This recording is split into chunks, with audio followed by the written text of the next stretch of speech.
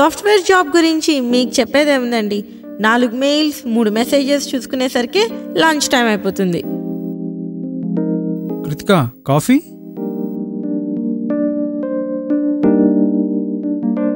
రోజుకి ఒకసారి కాదు, 2 సార్లు కాదు. పొద్దున అని లేదు, మధ్యాహ్నం అని లేదు, ఎప్పుడంటే అప్పుడు కాఫీ అంటాడు. అసలు వీడు కాఫీ కోసం నన్ను కంపెనీ అడుగుతాడో, నన్ను కంపెనీ అడగటానికి కాఫీ తాగుతాడో తెలీదు.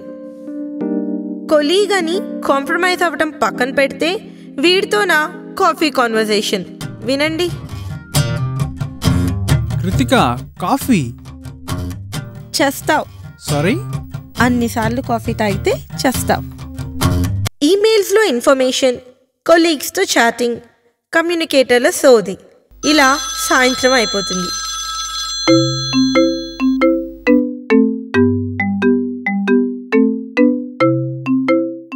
వీడేంటి ఇప్పుడు కాల్ చేశాడు? ఇంటికి వెళ్దామనుకునే లోపే ఇంకో ఇంట్రెస్టింగ్ క్యారెక్టర్ ఇంటర్ఫియర్ అయింది. అంత ఇంట్రెస్టింగ్ ఏంటి అని అనుకుంటున్నారా? అదేంటో మీరే చూడండి. హాయ్ కృతిక, మొన్న ఆల్రెడీ డాక్యుమెంటేషన్ వర్క్ మనం పంపించేసాం. నిన్న క్లయింట్ కాల్లో రిక్వైర్మెంట్స్ అన్ని మనం డిస్కస్ చేసాం. సో రేపు మార్నింగ్ క్లయింట్ కాల్కి ప్రిపేర్ అవ్వాలి అండ్ ఆఫ్టర్నూన్ ప్రెజెంటేషన్ ఉంది. మనం ఇవాళ నైట్ డిన్నర్లో ఇవన్నీ డిస్కస్ చేద్దాం. అది ఇప్పుడు టైం లేదు కదా.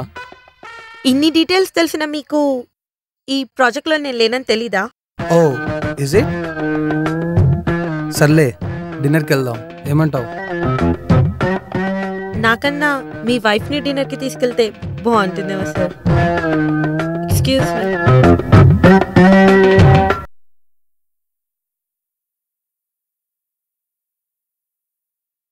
నీకంత పెట్రోల్ ఖర్చు వద్దు, కానీ నేను ఆటో ఖర్చు పెట్టుకుంటా. థ్యాంక్స్.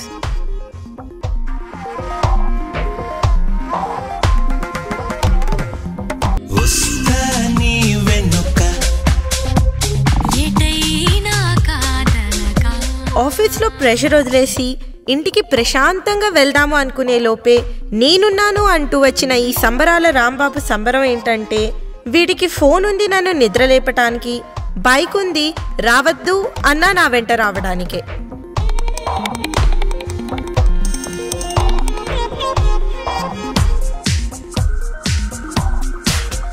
నువ్వు వెనక రావటం నేను చూశాను, కానీ ఇక ముందుకి రా.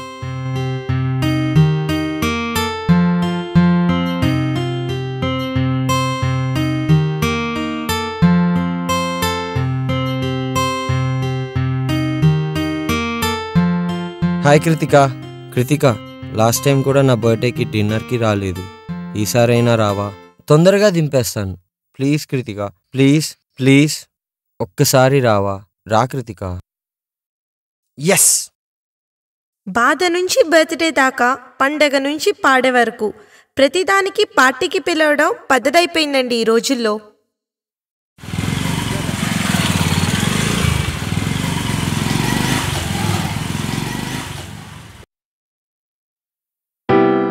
ఇదిగో నాన్న, నా బర్త్డే గిఫ్ట్ నీకోసం. గిఫ్ట్ ఇస్తే అమ్మాయిలు గర్ల్ ఫ్రెండ్స్ అయిపోతారని వీడి ఫీలింగ్ ఏమో. నీ బర్త్డేకి నేను గిఫ్ట్ ఇవ్వాలి, కానీ నువ్వు నాకు గిఫ్ట్ ఇస్తావేంటి? అంటే నా లాస్ట్ బర్త్డేకి కూడా నువ్వు రాలేదు, ఈ బర్త్డేకి వచ్చావు కదా, తీసుకోరా. ఏం నాన్న, ఆఫీస్లో బాగా స్ట్రెస్ అవుట్ అయ్యావా? వర్క్ ఎక్కువ ఉందా బుజ్జి? ఏమైంది కన్నా? నాకు 5 ఏళ్ళు కాదు 25 ఏళ్ళు. నువ్వు ఆ 3 words చెప్తావని ఎప్పటి నుంచో వెయిట్ చేస్తున్నాను తెలుసా? ఏ 3 words?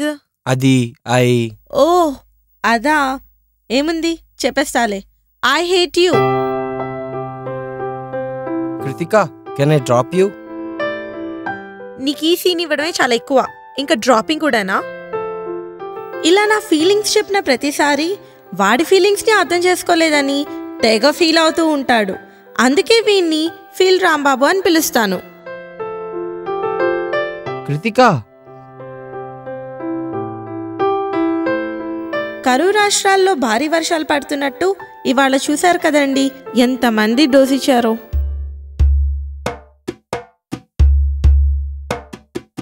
Hi, hello hello, hi. ఇవాళ నా బర్త్డే పార్టీ జరుగుతుంది, వస్తారా? నీ బర్త్డే కూడా ఇవాళేనా? ఊళ్ళో అందరి బర్త్డేలు ఒకే రోజు జరుగుతాయా? ఎంతమంది లోకంలో బర్త్డేలు చేసుకుంటారు బాబు? వస్తున్నా నాన్న. Happy birthday.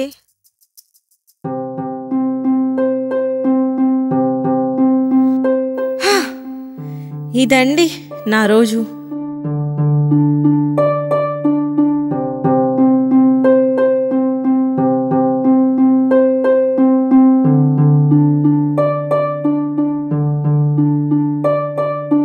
డైలీ ఇలా నీళ్ళ వాడో, క్యాబ్ వాడో లేదా ఆఫీస్లో ఏదో ఒక ఇన్సిడెంట్ జరుగుతూనే ఉంటుంది. పొద్దున్న నిద్ర లేవగానే పాలవాడి నుంచి పూజారి దాకా ప్రతిరోజు ఎవరో ఒకరు మాట్లాడాలను, కలవాలను, తాకాలను ప్రయత్నిస్తూనే ఉంటే ఎవరిని నమ్మాలో నమ్మకూడదో కూడా తెలియడం లేదు. ఆఖరికి ఒకడు నిజంగా బర్త్డే అంటూ వచ్చినా కూడా నమ్మలేని పరిస్థితికి దిగజారిపోయాను. This is my day.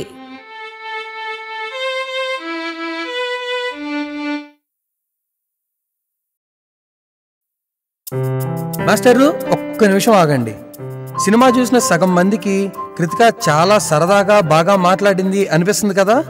ఇంకా కొంతమందికి కాదు మొత్తానికి కృతిక ఇలా మాట్లాడబట్టే తనని అంతమంది అబ్బాయిలు తను చెప్పినట్టు మాట్లాడాలనో, కలవాలనో లేదా తాకాలనో ప్రయత్నిస్తున్నారు అనే కదా మీ వాదన?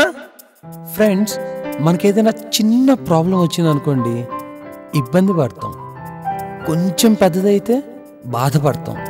ఇంకొంచెం పెద్దదైతే కన్నీరు పెట్టుకుంటాం. పెద్దది అవుతూనే ఉంటే అలవాటు పడిపోతాం. అప్పుడు ఆ పడే ఇబ్బంది, వచ్చే బాధ, కార్చే కన్నీరు ఒక చిన్న వెటకారం నవ్వుగా మారిపోతాయి. అలా ఆ బాధలోంచి వచ్చిందే ఈ కృతిక నవ్వు. Peaks of frustration always ends up with sarcasm.